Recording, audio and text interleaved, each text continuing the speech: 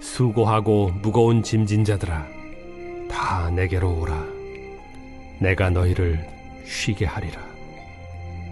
나는 마음이 온유하고 겸손하니 나의 멍에를 메고 내게 배우라. 그리하면 너희 마음이 쉼을 얻으리니 이는 내 멍에는 쉽고 내 짐은 가벼움이라.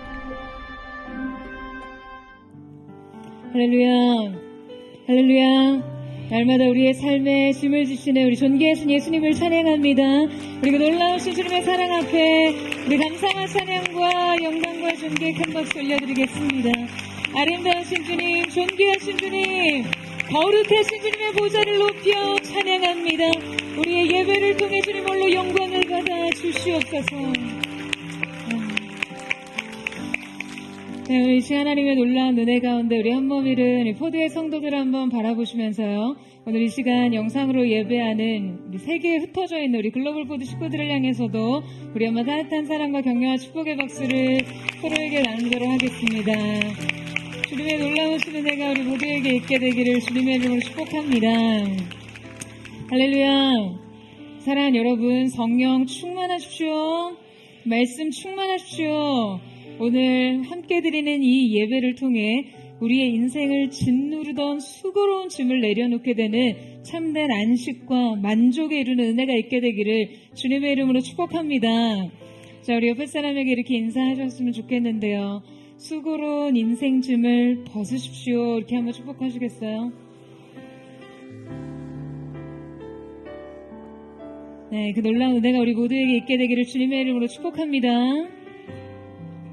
여러분 혹시 소진증후군이란 말 들어보셨어요?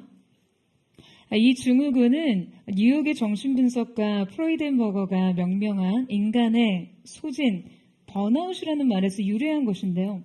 일에 몰두하는 사람이 어느 순간에 극도의 피로감과 그 무기력함을 드러내는 현상을 말합니다. 그러니까 유혹적으로 자신의 일에 전력을 다했던 사람이요, 어느 순간 신체적으로나 정신적으로도 피로감과 무의미, 또 무력감과 노여움을 호소하는 현상이에요. 일에 대한 집념과 포부가 큰 사람일수록 짧은 휴식 시간에 충분히 정신적으로, 신체적으로 이완하지 못한 채 이 휴식을 오히려 짜증과 분노, 우울에 빠진 상태로 보내게 되는 것이죠.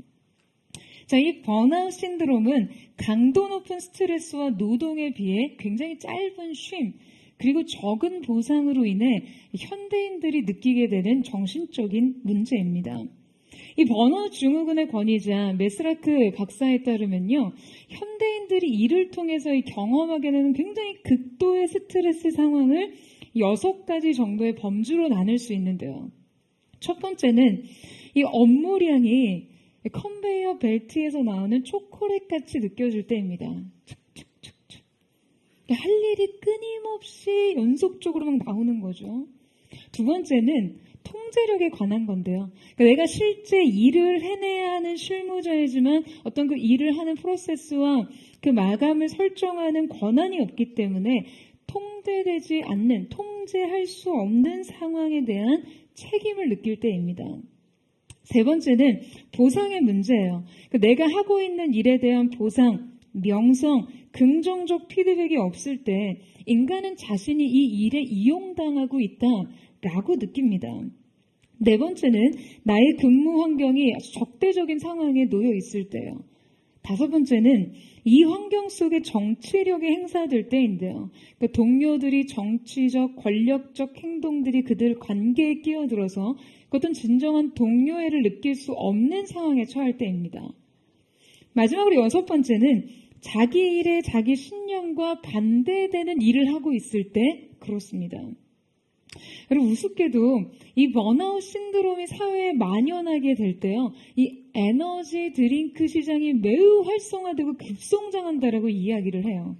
그러니까 한국에서도 2013년 사회 전반적으로 이 신드롬이 만연해 있을 때 핫식스, 레드불스 이런 강력한 에너지 활성 음료가 개발이 됐더라고 합니다. 그러니까 올바른 휴식과 충전으로 해결점을 찾기보다 노동의 시간에 대한 더 과도한 몰입과 집중을 하면서 자신의 이 부정적인 감정과 의욕 상실을 해결하려 한다라는 것이죠.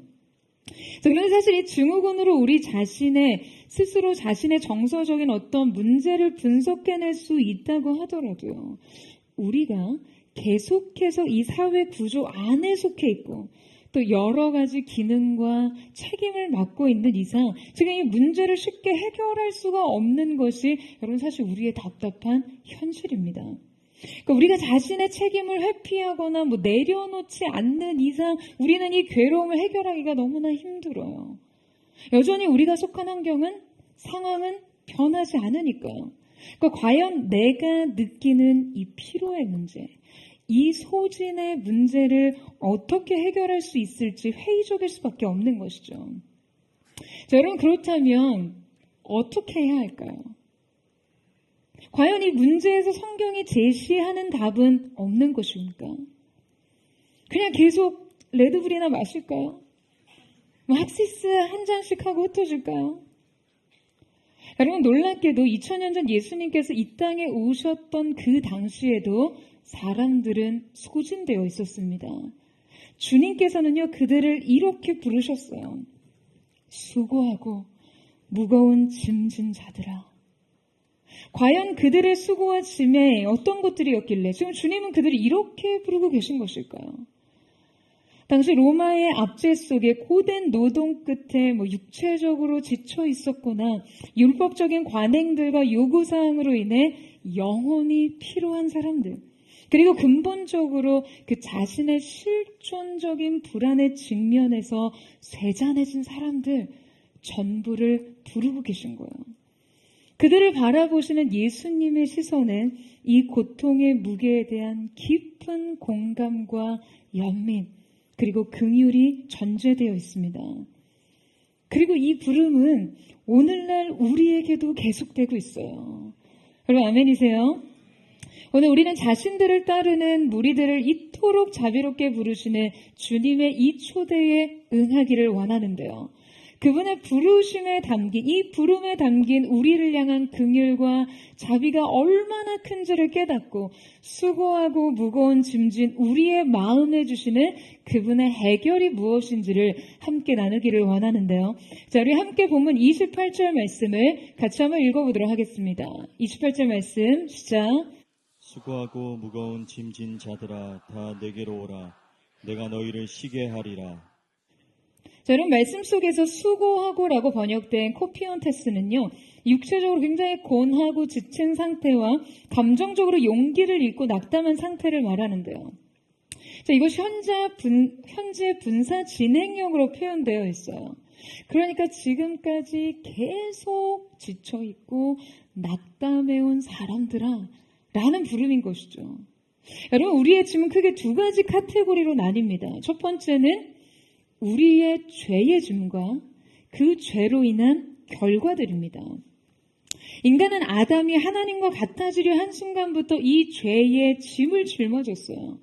시편 기자는 주님 앞에 토설치 아니한 죄로 인해 종일토록 신음하며 그 뼈가 쇠하고 진액이 화였다라고 고백해요. 그러니까 우리의 죄가 결국 우리에게 이토록 무거운 무게가 되는 것이죠. 죄의 짐은 주로 우리의 잘못된 욕구의 짐입니다. 그러니까 이 욕구들로 인해서 발생하는 그 죄 자체와 그 죄에 대한 죄책감, 그로 인한 죄책감, 형벌에 대한 두려움, 그리고 죄에 대한 율법의 의무, 그냥 이 모든 것이 우리의 마음에 짐이 되는 것이죠. 두 번째는 우리에게 부과된 짐입니다. 우리에게 맡겨진 책임과 역할은요, 그냥 그 자체로 우리에게 수고를 요구하고 그냥 무거운 짐이 되어버려요. 이것은 우리에게 있어서 종신토록 우리에게 요구되는 문제입니다. 매일의 일상을 살아가기 위해 우리가 감당해야 하는 그 모든 것들이요. 권력자나 힘이 없는 자나 가난한 자나 부유한 자나 그 나름의 수고로운 짐이 있습니다. 한병철 교수의 이 피로사회라는 책에 보면요. 인간에게 과다하게 요구되는 성과와 이 노동은 착취에 가깝다라고 이야기를 합니다. 그리고 이때 느끼는 인간의 필요를 폭력적이다라고까지 표현해요. 폭력이라고요. 그러니까 우리의 사회의 성과 집착이 폭력에 가까운 그 피로를 만들어냈고, 이 폭력은 인간의 삶에 너무나 많은 것을 파괴하고 있습니다. 여러분, 우리는 우리의 인생에 어떠한 성과를 만들기 위해 수고하죠. 그러니까 이 수고 자체가 우리를 너무나 고되게 합니다. 그런데 문제는 고된 수고로 이뤄낸 인생의 성과가 우리에게 더 큰 무게가 되돌아온다는 거예요. 우리는 이것을 우리가 성취한 동일한 것 혹은 그 이상의 성과를 내기 위해 또다시 무게를 짊어져야 하는 인생들입니다. 여러분, 저 역시 한 주 치열하게 말씀 준비를 하고 그 말씀으로 한 번의 예배를 드리고 나면요, 그러니까 예배가 끝나고 집으로 돌아가는 순간부터 다음 추석에 뭐 하지? 이 생각을 해요. 그러니까 이 고민이 저의 평생의 숙명이겠죠. 그냥 하얀 백지에 그 모니터 화면을 앞에 두고 그냥 그 설교문을 적어 내려가면서 예수님의 쉼에 대해 나누고 싶은 이 말씀조차 그냥 저에게는 영혼의 고된 노동과 씨름이 되어야 한다라는 그러한 현실을 직면합니다. 하지만 예수님의 쉼을 선언하는 말씀이 진짜 능력이 되기 위해서 이 말씀을 준비하는 치열한 순간조차 제가 그리스도의 안식 안으로 들어갈 수 있기를 기도하면서 말씀을 준비했어요. 그러나 언제든 하나님의 말씀을 선포하는 저조차도 말씀을 준비하고 가르치는 이 일을 그냥 저의 일로서만 접근을 하려고 한다면 여러분, 이것은 저에게 굉장히 감당하기 힘든 짐이 되겠죠.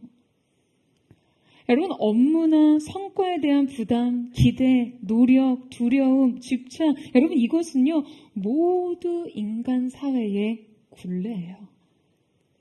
그런데 놀랍게도 이것은 단지 성과 혹은 생산의 굴레만이 아닙니다. 여러분, 우리는요 소비의 굴레에도 속해 있어요. 그러니까 생산만큼이나 소비는 지금 우리를 결박하고 있습니다. 그러니까 우리가 더 많이 가지고 더 많이 사용하고 더 많이 소유하기를 원하는 그 상품들이요, 그리고 우리를 쉬지 못하게 해요. 우리는 계속해서 새로운 것을 소비하지 않으면 뭔가 도태되는 것 같이 느끼도록 조장된 그런 삶을 살고 있어요. 여러분, 요새 그런 말이 있다고 하더라고요. 신상이 관상이다. 여러분, 이게 무슨 말인지 아세요? 그러니까 어떠한 신상을 걸쳤느냐가 관상을 결정한다는 거예요. 그 어떤 맹목적으로 신상을 소비하는 것이 마치 자기 표현과 자기 성장에 가장 중요한 일이 되어버렸습니다. 이렇듯 우리의 마음은 계속해서 충족되지 않은 상태로 끊임없이 그것들을 추구하고 갈망하느라 피로를 느껴요. 결국 우리는 우리에게 쏟아지는 요구와 내 안에 충동지라는 그 욕구들 사이에서 계속해서 쉬지 못하고 만족하지 못하고 수고하는 것이죠. 그 짐이 무엇이건 간에 바로 쉼이 없는 우리에게 예수님께서는 말씀하세요. 다 내게로 오라. 내가 너희를 쉬게 하리라. 할렐루야. 여러분, 지금 이 말씀에서 가장 중요하게 강조되고 있는 것은 무엇입니까? 쉬게 하리라 입니까? 그럼 아니에요, 여러분. 지금 이 헬라 원문에서 가장 강조되는 것은요, 내가, 즉 에고라는 말입니다. 내가, 예수님께서 바로 그 안식을 주시겠다는 것이죠. 여러분, 아멘이세요? 지금 일반 동사가 아니라 그리스도의 뜻을 표시하는 의지적 미래 동사를 사용합니다. 강력한 의지를 가지고 절대적인 약속을 말씀하시는 거예요. 여러분, 인생의 안식과 쉼은요, 예수님 외에 다른 어떤 것들이 줄 수 없습니다. 많은 재물이나 인간의 모든 명예나 성공, 사회적 지위가 가져다 주는 것이 아니라는 거예요. 주님이 주시는 것입니다. 오직 예수님만이 주실 수 있습니다. 여러분, 우리는 모두 쉼을 원해요. 안식은 우리의 삶에 우리 모두의 매우 근원적인 갈망입니다. 하지만 우리가 주님 안에서 진짜 쉬려면 지금 예수님께서 말씀하신 그 안식이 무엇인지를 이해할 필요가 있어요. 예수님께서 말씀하시는 쉼은 근본적으로 우리가 생각하는 쉼과는 전혀 다른 것이기 때문입니다. 우리가 가지고 있는 이 안식의 개념과 주님께 속한 안식은요, 원천적으로 다릅니다.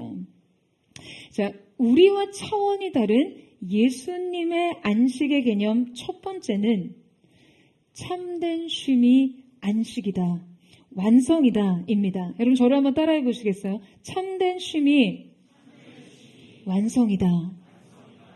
여러분 우리가 안식에 접근하는 방식은요, 어디까지나 세상이 요구하는 노동과 생산의 그 효율성을 높이려는 수단에 불과합니다. 여러분 최근에 이 워라벨이라는 말 많이 사용하시죠. Work and Life Balance. 일과 삶의 균형에 관한 문제의식이 확대되면서요, 사람들은요, 어떤 근로시간 준수와 휴식의 중요성에 대해서 매우 강조합니다.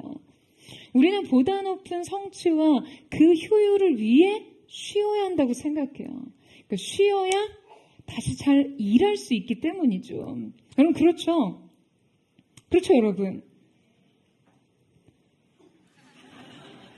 그런데 여러분, 이것은 시작부터 잘못된 생각입니다. 철저하게 세상의 체계에서 비롯된 개념이에요. 이것은요, 전혀 성경적이지 않은 안식의 개념입니다. 여러분, 주님께서 우리에게 주시는 안식은 노동의 선순환을 위한 과정이 아니고요, 성취를 위한, 효율을 위한 체계와 수단이 아닙니다. 여러분, 우리는 일하기 위해 쉬는 것이 아니에요. 이것은 결코 창조적인 관점이 아닙니다. 자, 그렇다면 세상이 가르치는 것이 아니라 주님의 질서 안에서 배우는 안식이란 무엇인지 살펴보고자 하는데요. 우리 함께 창세기 2장 1절에서 3절 말씀을 같이 한번 읽도록 하겠습니다. 시작. 천지와 만물이 다 이루어지니라. 하나님이 그가 하시던 일을 일곱째 날에 마치시니 그가 하시던 모든 일을 그치고 일곱째 날에 안식하시니라. 하나님이 그 일곱째 날을 복되게 하사 거룩하게 하셨으니 이는 하나님이 그 창조하시며 만드시던 모든 일을 마치시고 그날에 안식하셨음이니라. 자, 여러분 하나님께서 이 창조를 며칠 동안 하셨죠? 6일 동안 창조하셨습니다. 자, 그 다음에는 무엇을 하셨습니까? 네, 그리고 하나님께서는 6일 동안 천지를 창조하셨고요. 그 다음 7일째 안식하셨어요. 자, 앞서 함께 읽은 본문에서 마치시니, 그치고, 마치시고라는 말이 3번이나 반복됩니다. 그러니까 모든 것을 그치셨습니다. 그리고 뭘 하셨어요? 격렬하게 아무것도 안 하셨습니까? 안식하셨습니다. 여러분, 왜 그럴까요? 하나님께서 6일 동안 천지 창조하시느라 뭔가 기력이 쇠하셨나요? 아니, 그렇다면 스스로 계시는 하나님께서도 어떤 휴식이 필요하셨기 때문일까요? 아니죠, 여러분. 7일째 하나님께서 안식하신 이유는요, 하나님께 쉼이 필요해서가 아니라 창조의 완성이 필요해서였습니다. 여러분, 이 안식은 창조의 완성을 의미합니다. 하나님께서 모든 만물을 지으신 후에 보시기에 좋았더라라고 말씀하셨고, 특히 인간을 지으시고 난 후에 쉼이 좋았더라라고 말씀하세요. 여러분, 나태주 시인의 풀꽃이라는 시가 있는데요. 내용이 이렇습니다. 자세히 보아야 예쁘다. 오래 보아야 사랑스럽다. 너도 그렇다. 그러니까 자세히 보고 오래 보아야 상대를 이해하고 발견합니다. 사랑의 존재는 이 관찰과 바라봄이에요. 여러분, 이 안식을 통한 창조의 완성에 지금 바로 이 바라봄과 감탄까지가 포함되어 있는 것이죠. 그러니까 이 안식 속에서 삼위일체 하나님께서는 6일 동안 지으신 그 모든 것들을 바라보시면서 기뻐하셨어요. 그러니까 인간의 개념으로는 그저 하나님이 6일 동안 피조세계를 모두 지으시고 7일째 되는 날 그냥 모든 생산성을 멈추고 그저 쉬셨다라고 생각합니다. 6일 동안의 모든 활동이 단절되고 7일째 휴식하는 것이요, 하나의 사이클이 되는 것이죠. 그럼 저는 그렇게 생각하지 않습니다. 하나님의 창조는요, 바로 이 7일째에 완성됩니다. 여러분, 왜 그렇습니까? 창조하신 모든 것을 바라보고 기뻐하시는 시간이었을 테니까요. 여러분, 그렇다면 왜 이 바라봄과 기쁨이 창조의 완성인 것일까요? 왜 이것이 창조의 완성일까요? 여러분, 바로 이 7일째 하나님의 안식 속에 여러분 무엇이 있습니까? 하나님의 안식 속에 바로 관계가 있습니다. 바라보고 기뻐할 때 비로소 관계가 생기죠. 하나님께서 천지 만물을 창조하시고 사람을 창조하신 이유는요, 바로 이 관계를 위해서였어요. 여러분, 더욱이 피조물인 인간에게 있어 이 안식은 더욱 특별한 의미가 있었습니다. 여러분, 하나님께서 지금 인간을 며칠 날 지으셨죠? 하나님께서 인간을 6일째에 지으셨어요. 자, 그렇다면 여러분, 입장 바꿔 한번 생각해 봅시다. 우리가 만약에 아담의 입장이라면, 여러분, 아담의 입장에서는 지금 태어나자마자 그 다음 날부터 여러분 뭐부터 하게 됐습니까? 6일째 만들어줬고요, 아담이. 다음날 뭐부터 시작하게 됐어요? 아담은 창조되자마자 안식부터 했습니다. 아담은 창조되자마자 노동을 배운 것이 아니라요, 안식을 배웁니다. 관계를 배워요. 그분의 기쁨에 참여했어요. 그분의 시선을 누렸어요. 보기에 심히 좋다고 하신 자신의 존재를 향한 하나님의 기쁨과 그분의 시선에 그 즐거움을 느꼈어요. 여러분, 인간은 세상을 배우기 전에 바로 이 안식을 누렸던 거예요. 살아가는 방법을 배우기 전에 창조주 안에서 쉬는 법을 배웠습니다. 여러분, 이것이 창조적 관점의 삶입니다. 여러분, 앞서 읽은 말씀에서 하나님께서 그 7째 날을 복되게 하사 거룩하게 하셨으니라고 할 때 지금 이 거룩은요, 히브리어로 카도시라는 단어입니다. 이 거룩을 뜻하는 카도시라는 단어 연구를 보면요, 관계하다라는 뜻이 있는데요. 유명한 랍비이자 저명한 신학자인 아브라함 유슈아 헤셀은 이 히브리어로 카도시라는 말만큼 이 하나님의 신성과 그분의 신비와 위엄을 잘 드러내는 말도 없다라고 이야기를 해요. 근데 이 카도시라는 말씀은요, 창세기에서 유일하게 단 한 번 사용되었습니다. 바로 이 안식일을 거룩하게 하셨다는 말에서 말이죠. 그러니까 하나님께서는 이 시간을요, 거룩하게 하셨어요. 이 쉼의 시간을 그분의 신비 안에 가두셨어요. 여러분, 바로 이것이 창조주의 질서입니다. 이것이 안식의 비밀이에요. 하나님께서는 이 시간을 가장 복되게 하시고 가장 거룩하게 하시면서 창조의 절정에 두셨습니다. 여러분, 얼마 전에 어느 이 피아니스트의 매우 인상적인 티칭 영상을 본 적이 있었어요. 그 리스트에 타란텔라라는 아주 매우 다이나믹한 곡을 레슨하는 장면이었는데요. 그러니까 이 피아니스트가 매우 막 빠르게 클라이막스로 향해 가는 이 학생의 연주를 지적하면서 한 가지를 요구하는데요. 그건 바로 이 쉼표를 다르게 연주해 주세요 였습니다. 여러분, 쉼표를 다르게 연주하라뇨. 여러분, 쉼표 연주해 본 적 있으세요? 이게 바로 음악을 아는 사람과 모르는 사람의 차이예요. 여러분, 악보에는요, 음표만큼 쉼표가 중요합니다. 때로 음표만큼이나 쉼표가요, 이 작곡자의 의도를 더 분명하게 전달하거든요. 그러니까 보통 사람들은 그저 음표를 쫓아 소리를 내는 거에 급급하지만요, 음악을 이해하는 사람들은 작곡자의 의도대로 정확히 연주를 그치고 소리를 단절시켜서 쉼표를 연주할 줄 압니다. 그 영상 속에서 지금 막 이 학생의 연주를 지적하던 피아니스트가 이어서 그런 말을 했어요. 이 쉼표는 표현의 공기부터 달라져야 돼요. 왜냐하면 이 곡의 에너지는 이 음표에서가 아니라 이 쉼표에서 폭발하거든요. 지금 이 음악은 시작부터 이 쉼표를 향해 달려가고 있어요. 여러분, 이게 무슨 말입니까?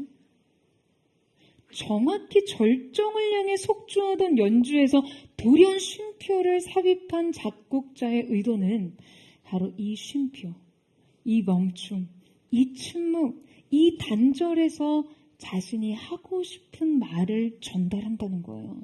그러니까 질주하던 본능을 완전히 소강시킬 때 바로 오히려 감정의 폭발이 일어나기 때문에 이 질주는 바로 침묵을 향해 존재한다라고 이해하는 것이죠.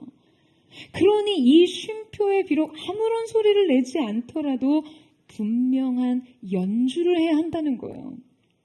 그리고 이 쉼표의 연주는 앞선 수많은 음표들을 그냥 전혀 다른 느낌과 목적을 가지고 연주해야 그 표현이 가능해지는 것이고요. 사랑하는 여러분, 여러분의 삶에서 이 쉼표를 연주하고 계세요? 여러분, 안타깝게도 우리의 삶에 이 쉼표가 없어서 삶의 깊이가 없어요. 쉼표가 없는 삶은 창조주의 의도를 제대로 이해하고 있지도 표현하고 있지도 못합니다. 여러분, 하나님께서는 바로 창조의 절정에서 만물에게 이 안식을 요구하십니다. 시내산에서 그 백성과의 언약을 맺으실 때도 안식에 대한 언약을 맺으세요.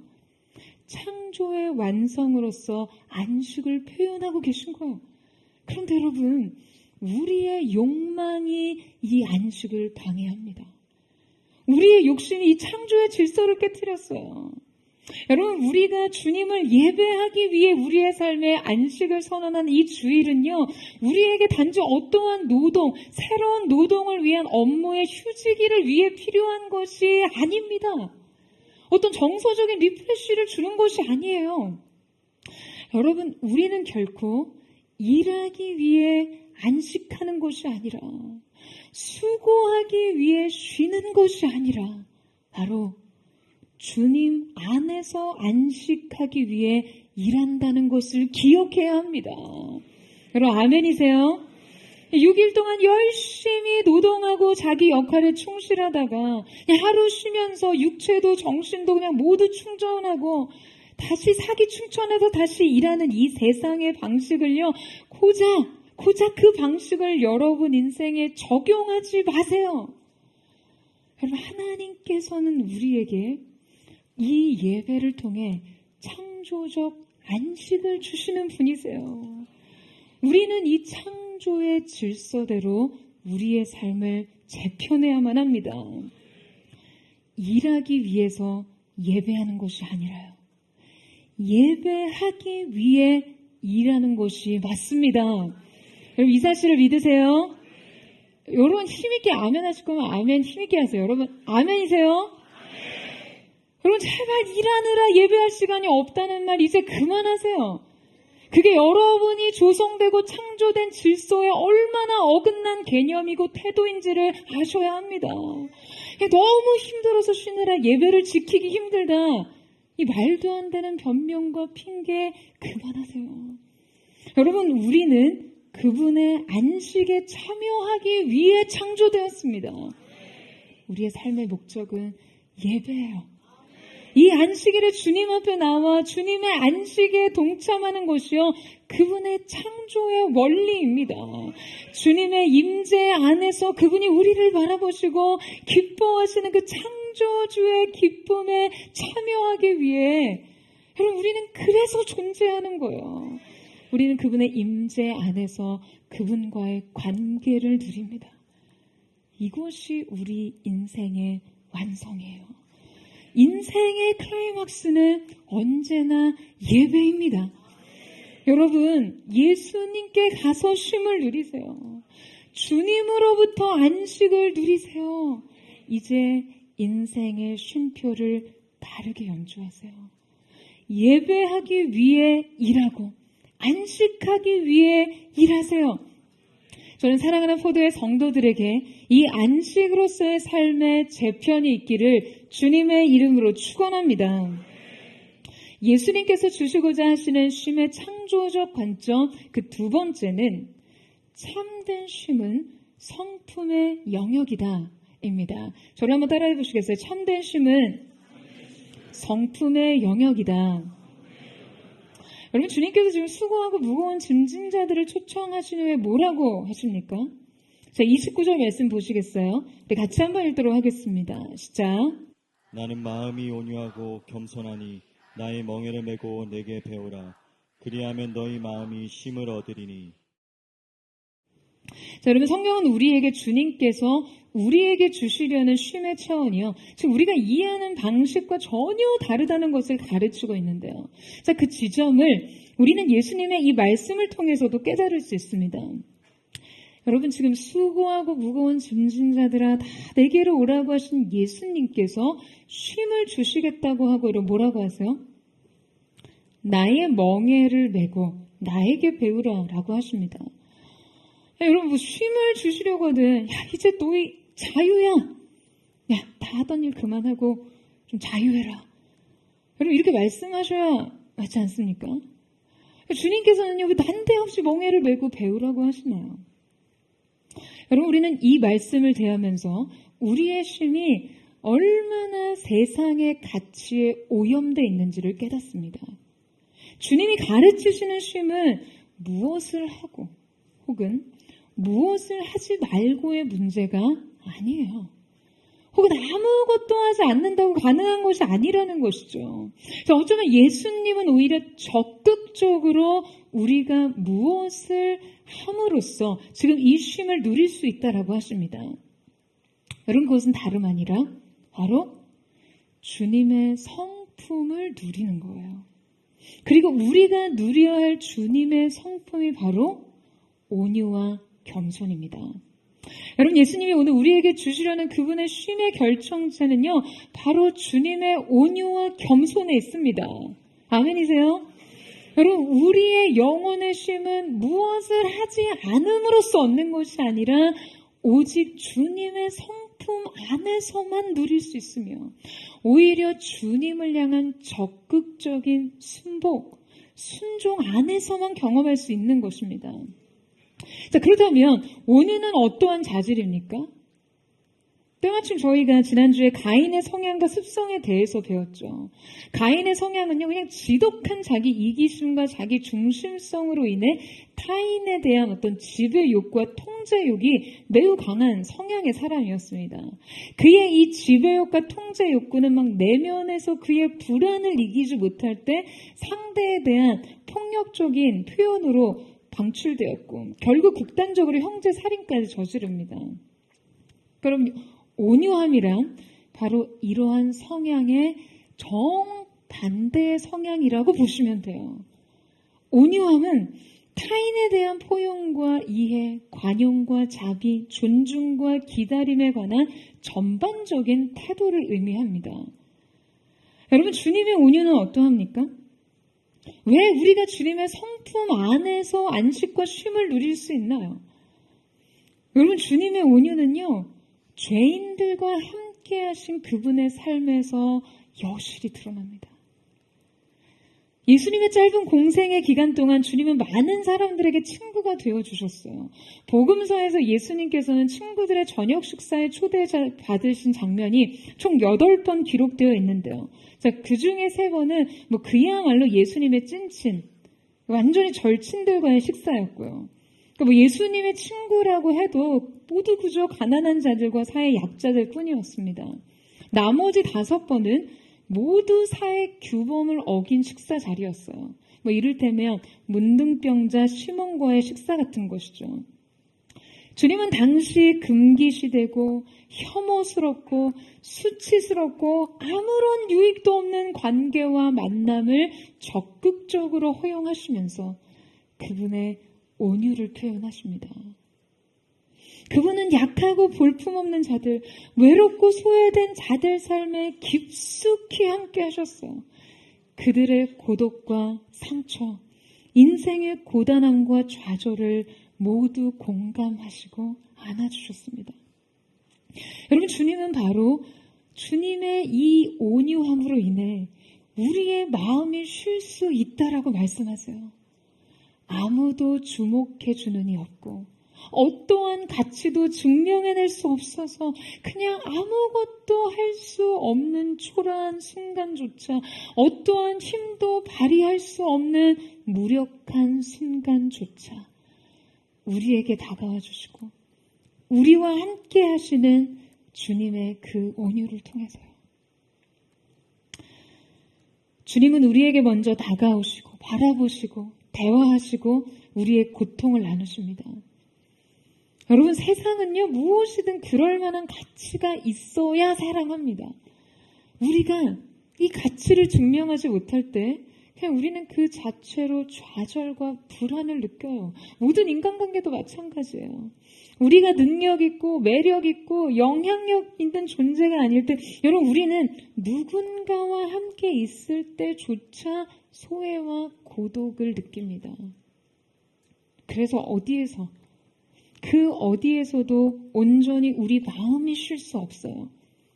조건 없이 용납되는 감정을 느껴보지 못했기 때문인 거예요. 하지만 어떠한 모습에서도 우리에게 손 내미시는 그 주님의 온유로 인해 우리의 영혼은 비로소 안식을 누릴 수 있는 것이죠. 여러분, 그렇다면 주님의 겸손은 어떻습니까? 여러분, 우리는 세상의 군주들이요, 사람들 앞에서 자기의 그 권위와 위엄을 과시하는 방식에 대해 굉장히 잘 알고 있어요. 영국의 엘리자베스 2세 여왕이요, 재임 기간 중에 미국을 순방할 때 그 여왕이 싣고 온 짐만 2,000kg이었다고 해요. 그러니까 2톤이었다는 거예요. 그녀는 수많은 경호원들 사이에서 막 소란스러운 팡파레를 울리며 화려한 의상과 보석들로 치장한 채 등장했습니다. 여왕의 해외 순방엔 최소 2천만 달러의 비용이 든다고 해요. 세상의 군주들이 자신을 세상에 알리고 소개하는 데 치르는 값들이죠. 여러분, 이런 것들이 바로 세상 군주들의 전형적인 자기 표현 방식이에요. 여러분, 그렇다면 예수님은 어떠하십니까?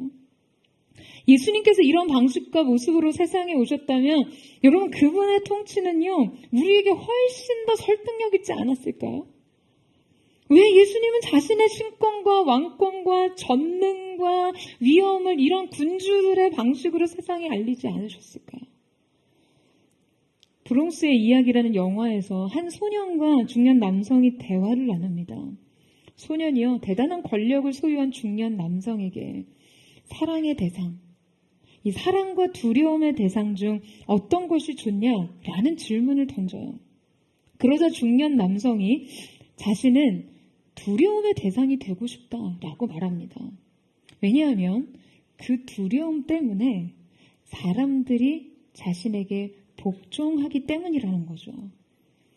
여러분, 세상은 우리가 상대에게 두려움을 줄 때 힘을 가질 수 있다라고 얘기합니다. 두려움을 주는 방식은 여러 가지가 있어요. 나의 능력, 소유, 외모, 재능, 권위, 명성, 사회적 지위 같은 것들로 상대를 제압하려고 합니다. 그렇게 무언의 힘이 서로에게 작용해서 그 상대를 굴복시키는 것이죠. 여러분, 예수님께서도 만약 지금 이 남성처럼 사람들이 자신에게 복종하게 하기를 원하셨다면 아마 그분도 세상 군주들처럼요, 그분의 보좌를 이 땅에 펼치셨을 거예요. 하지만 주님이 선택하신 방식은 군주의 방식이 아니었습니다. 그분은 오히려 종의 형체를 가지고 사람들과 같이 되셨고 자기를 낮춰 죽기까지 복종하셨어요. 이것이 그분의 선택이에요. 여러분, 주님께서 우리에게 원하시는 것은요, 두려움이 아니라 사랑이었습니다. 그분이 겸손을 통해 구원을 완성하신 것은 지금 주님께서 우리에게 원하시는 것이 두려움과 복종이 아니라 자원하는 사랑이라는 것을 너무나 잘 보여주는 것이죠. 여러분, 저는 이 말씀을 묵상하면서 그 주님의 온유와 겸손은 그 자체로 우리의 영혼의 푸른 초장과 쉴만한 물가라는 생각을 했습니다. 이 온유와 겸손 안에서 여러분, 우리의 영혼이 진정한 안식과 만족을 누릴 수 있는 것이죠. 여러분, 주님이 사랑하시되 이 온유와 겸손으로 우리를 사랑하십니다. 주님이 우리의 연약함을 보실 때 이 온유와 겸손으로 안아주세요. 권위주의 군주나 독재자처럼이 아니라 바로 이 온유와 겸손을 지닌 그 사랑의 왕이 우리의 삶을 책임지시고 인도하시며 다스리신다는 것으로 인해 여러분, 기뻐하고 안식할 수 있지 않으십니까?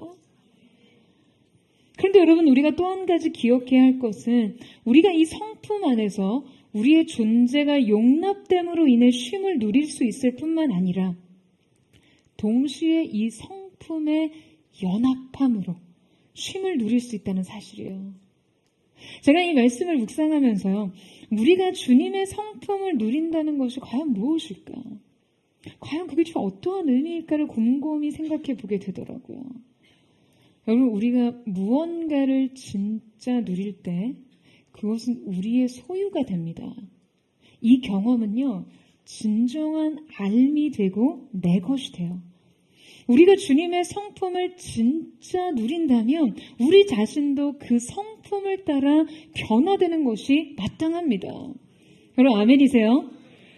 이 말씀을 묵상하면서 저는 우리 안에 이 성품을 누리는 것은 결국 이 성품을 소유하는 것이고 궁극적으로 우리에게도 이 성품이 발휘되는 것까지 나아가야 한다는 것을 깨달았어요. 여러분, 아멘이십니까?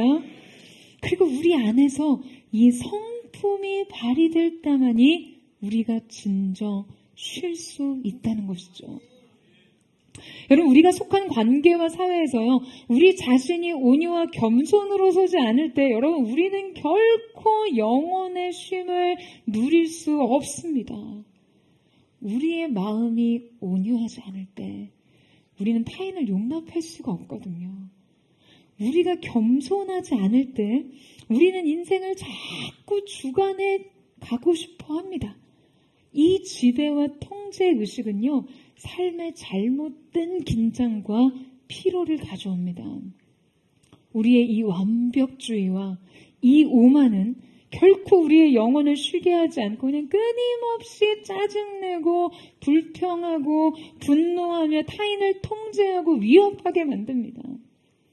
완벽하지 않으면 좌절하는 강박적 사고방식. 그 어떤 것을 보고도 감탄하지 못하는 굉장히 경직된 정서. 사랑한다고 하면서도 끊임없이 못마땅해하고 통제되지 않는 상황에 그 작은 실수와 흠결과 문제거리를 허용하지 못하는 마음으로. 여러분, 과연 우리가 마음을 놓을 수 있을까요? 우리는 한순간도 우리 자신뿐 아니라 그 무엇에 대해서도 배부르지 못하고 만족할 수 없습니다. 여러분, 우리가 그 어떤 행위와 노력을 하지 않는 순간조차 예수님의 성품에 연합하지 못할 때 우리는 결코 쉴 수 없다는 사실을 인정해야 해요.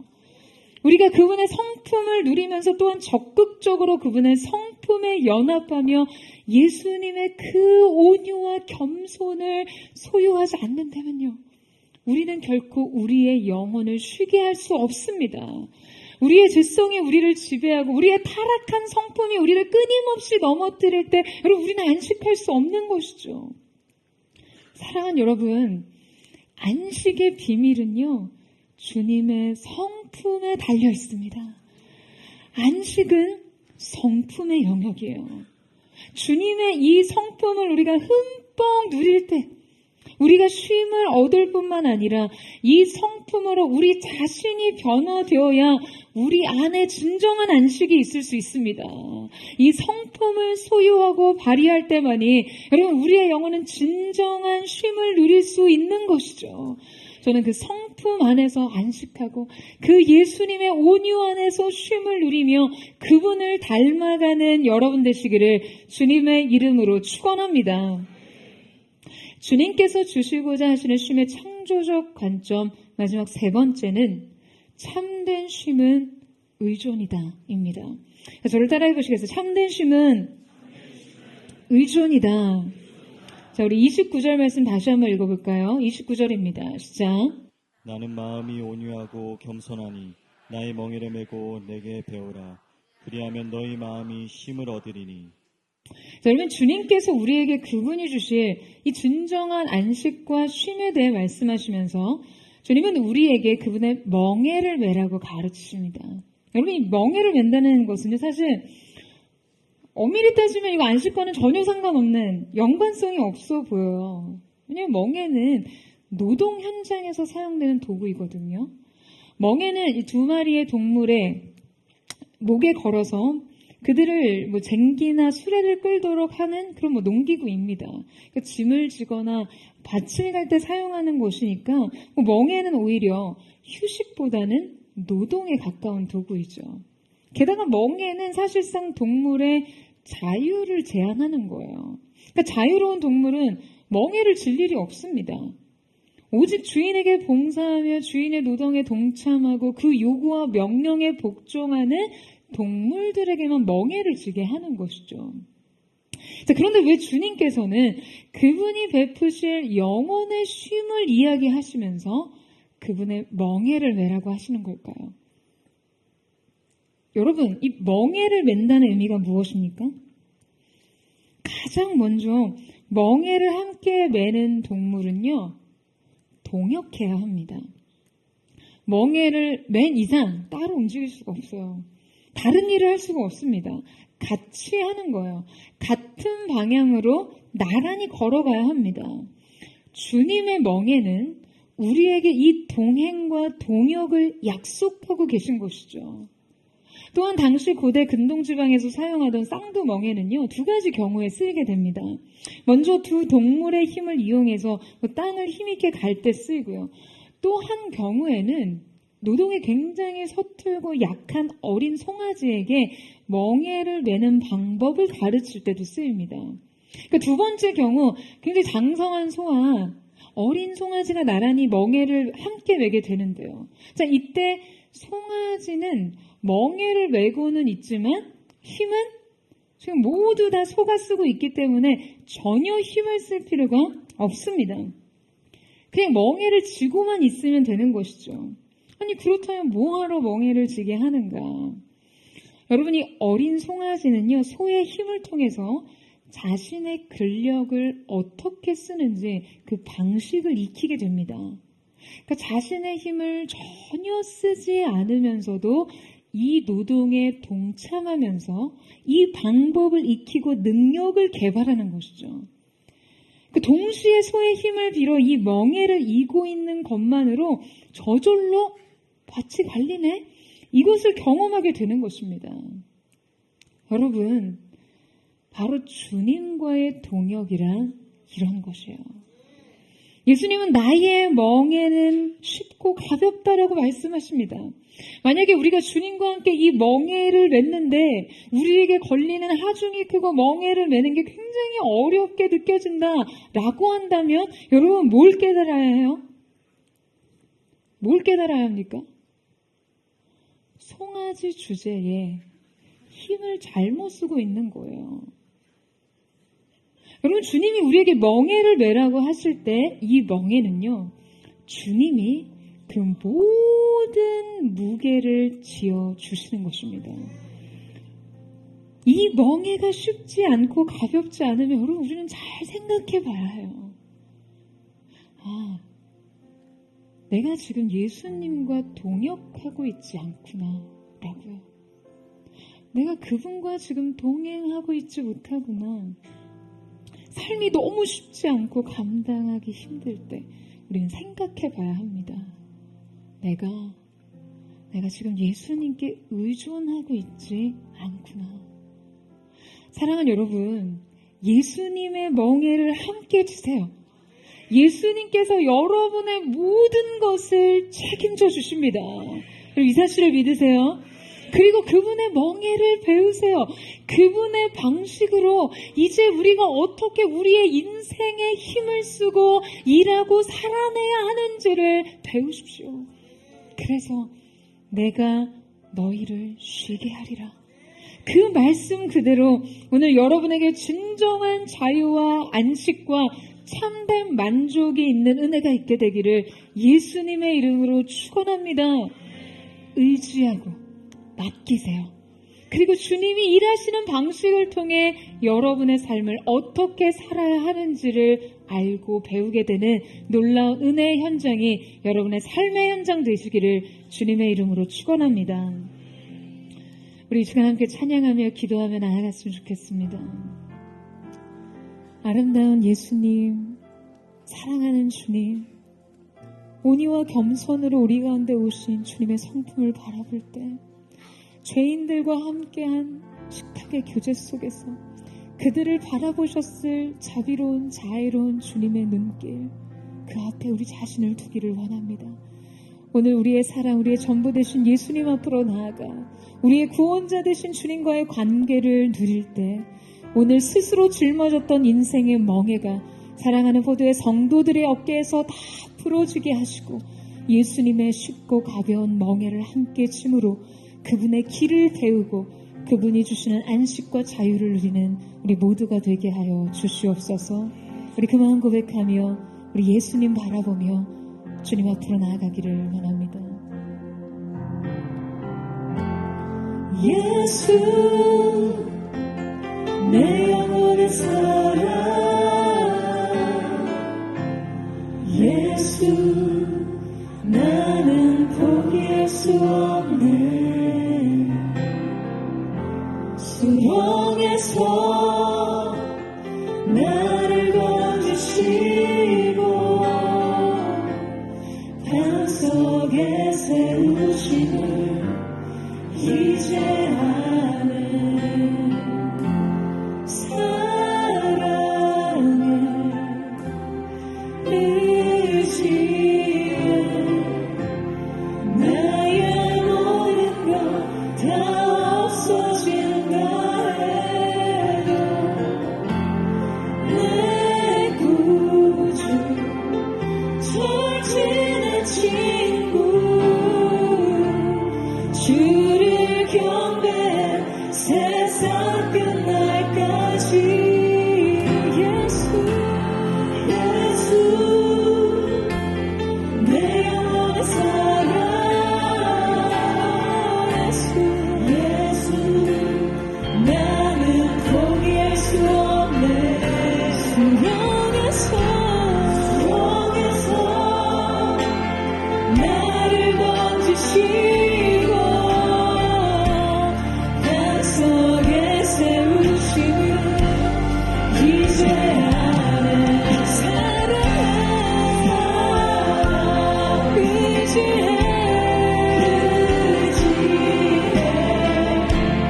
나의 모든 것 다 없어진다 해도 내 구주 절친한 친구 주를 경배해 다시 한번 고백합니다. 예수 내 영혼의 사랑 예수 나는 포기할 수 없네.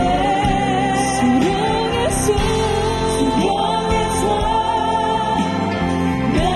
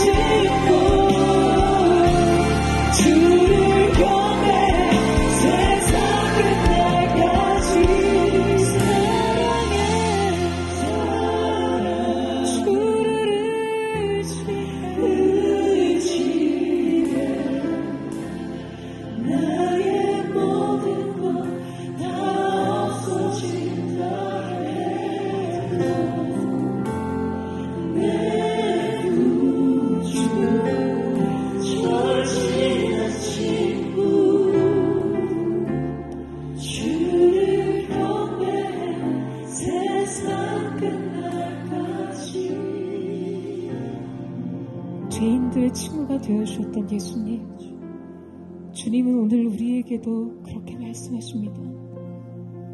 가장 외롭고 어려운 순간 언제나 내가 너와 함께 할 것이다. 주님이 우리의 친구가 되어주시고 주님의 온유와 겸손 안에서 우리는 쉴 수 있음을 고백합니다. 사랑하는 여러분, 오늘 예수님께서 분명한 그분의 의지, 그 사랑의 의지로 우리를 향해 말씀하세요. 수고하고 무거운 짐진 자들아, 인생의 서글픈 수고를 끌어안고 짓눌린 인생의 짐에 눌려있는 자들아, 모두 다 내게로 오라. 내가 너희를 쉬게 하리라. 사랑하는 여러분, 결코 여러분 인생, 여러분이 추구하는 성취와 성공 안에 안식이 없습니다. 여러분 인생 통장 잔고가 쌓이면 쌓일수록 여러분이 할 수 있는 것이 많아지고 할 수 있는 것이 많은 그것이 인생의 자유를 줄 거라고 생각하시지만 착각이에요. 그것은 여러분의 인생을 더 올가매는 만mon에 덫이 될 것입니다. 세상의 인정과 세상의 그 어떤 가치 안에도 안식과 쉼이 없어요.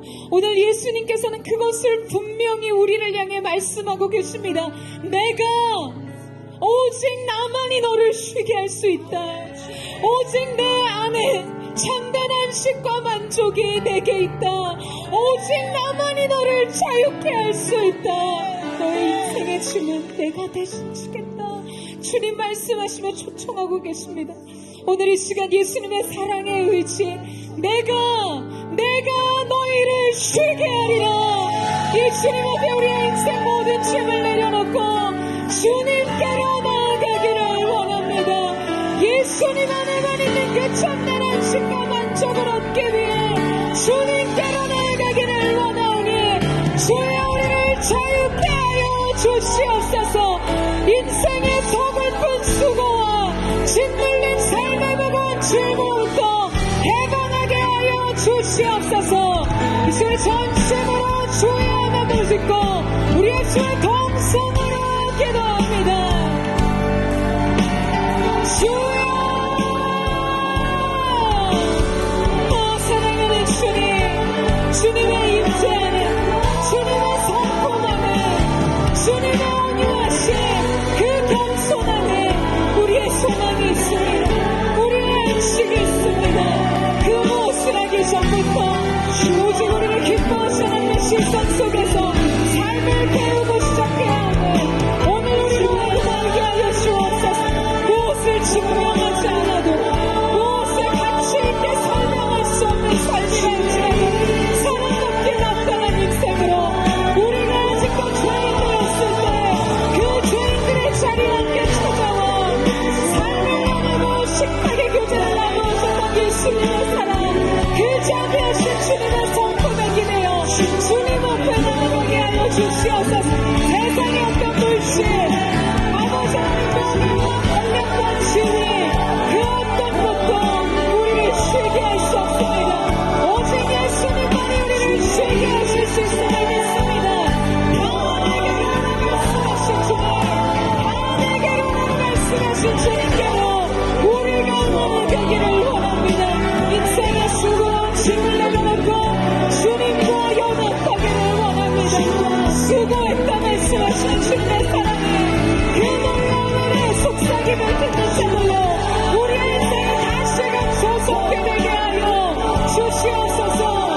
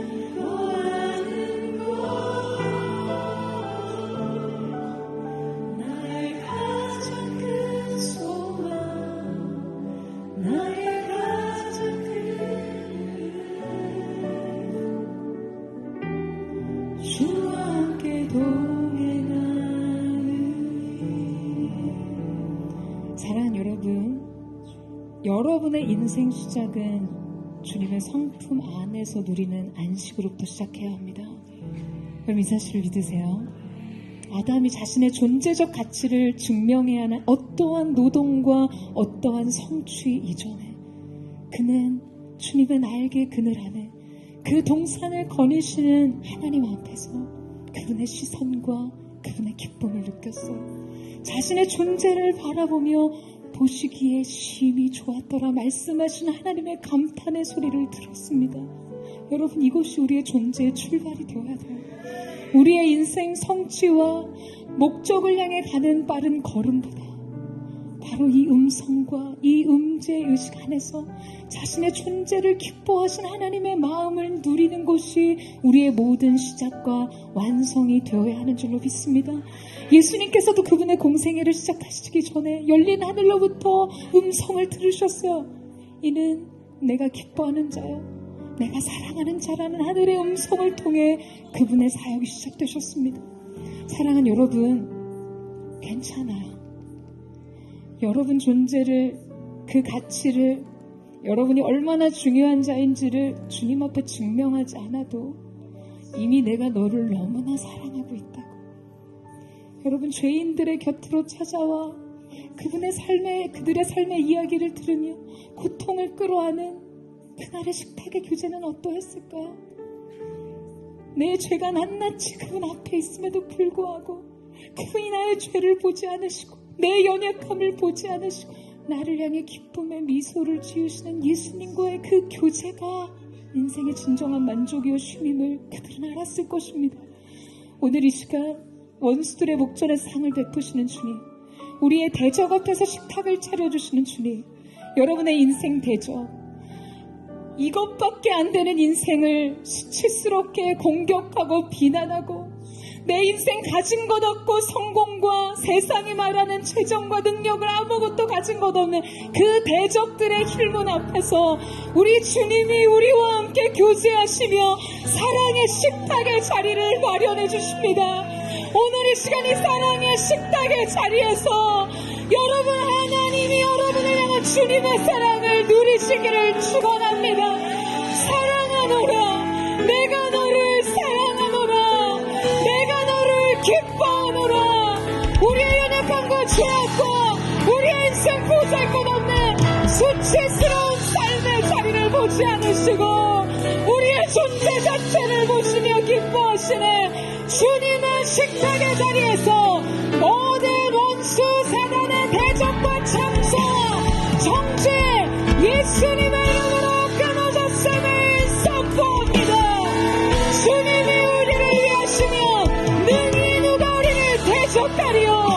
주님의 사랑 안에서 안식 안에서 새로운 삶을 시작하게 하여 주시옵소서. 전심을 하고 주님 앞에를 주여 나가를 믿고 우리 주님의 식탁의 자리로 함께 나가기를 원합니다. 주여, 아무것도 없지 않아도 우리의 존재 그 무엇으로 증명하지 않아도 세상과 같지 않고 오늘 주님이 무한한 사랑과 우리 무한한 장애하는 길로 바라보신 주님, 오늘 우리의 식탁을 차려주신 주님, 원수의 목전에서 식탁을 차려주신 주님, 세속의 모든 참소와 정죄와 세상의 조롱과 비난과 조소 앞에서 주님은 우리를 위하십니다. 주님은 우리를 위해 식탁을 차려주셨습니다. 인생의 가장 깊은 교제의 자리, 그 사랑이 나는 가운데 오시기에 심히 좋은 말씀하시는 주님의 음성이 우리를 다시 살게 하여 주시옵소서.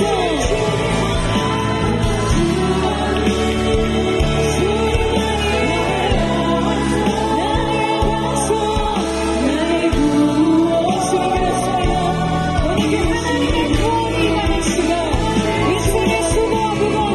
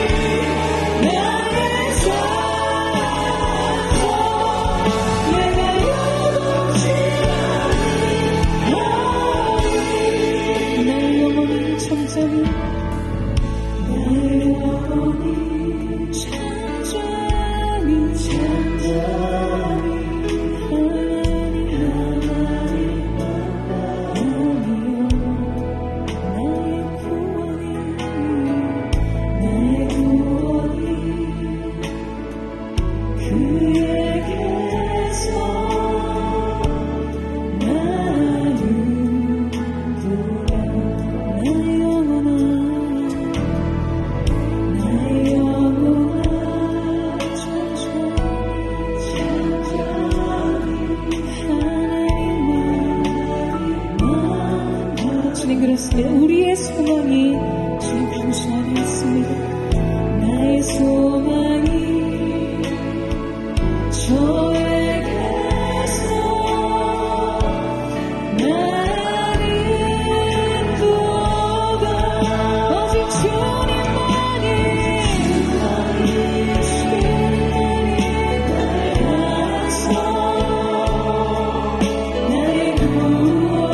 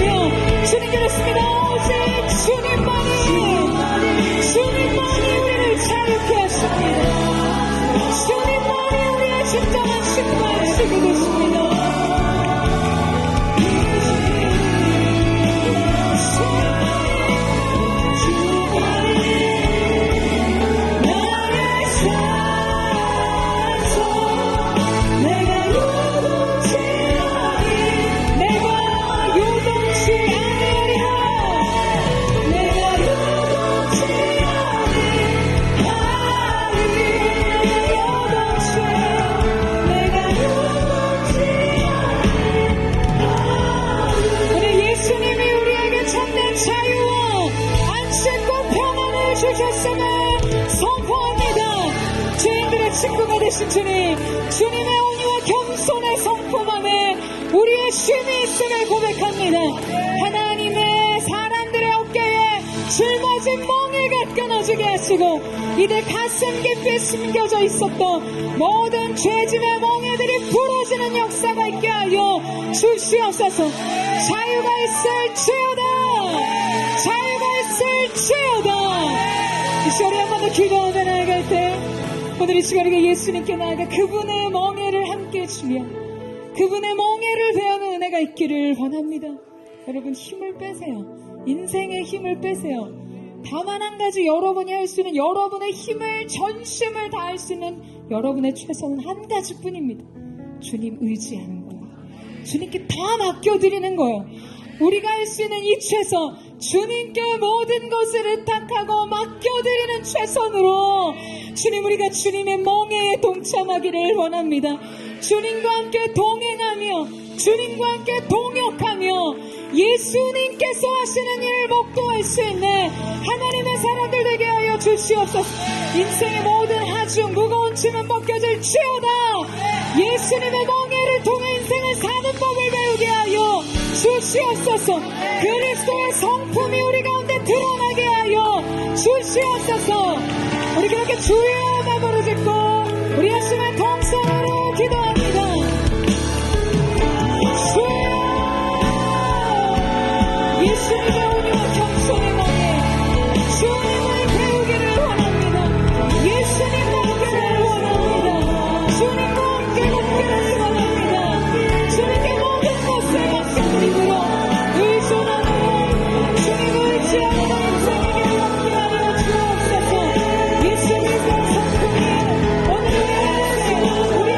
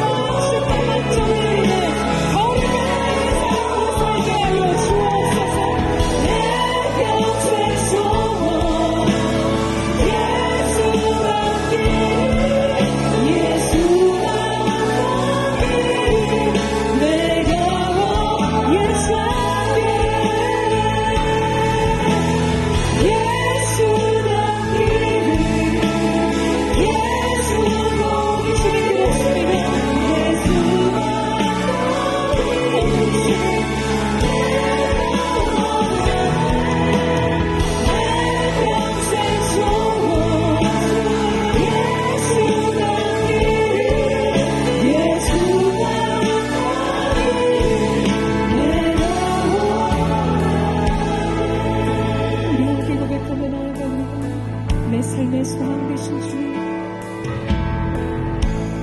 내 삶의 소망,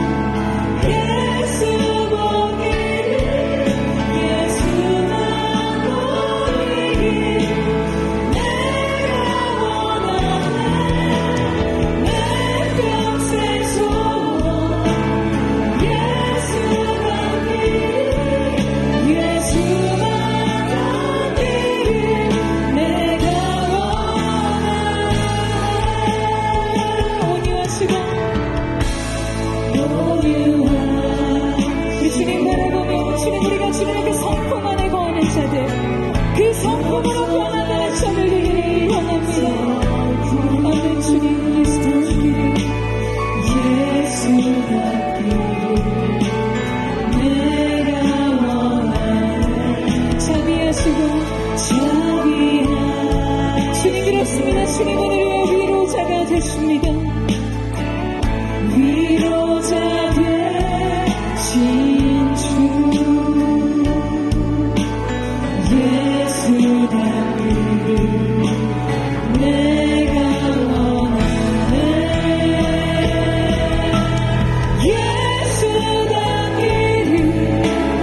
예수 보기를 예수만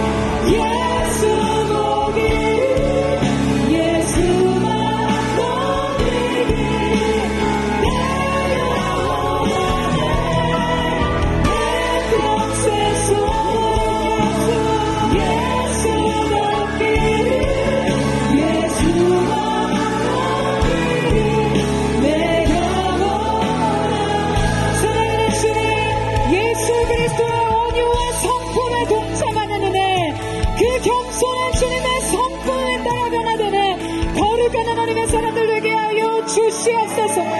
예수님의 멍에를 안기는 자들이 될지어다. 예수님께서 하신 이들의 목도하는 거룩한 하나님의 사람들 되게 하여 주시옵소서. 그렇게 예수님 닮는 자리를 초대하실 주님, 놀라우신 주님의 은혜를 찬양하며 감사드리며 살아계신 예수님의 이름으로 기도드립니다. 아멘. 우리 높으신 주님, 우리 온유하신 주님, 자비하신 예수님의 이름을 찬양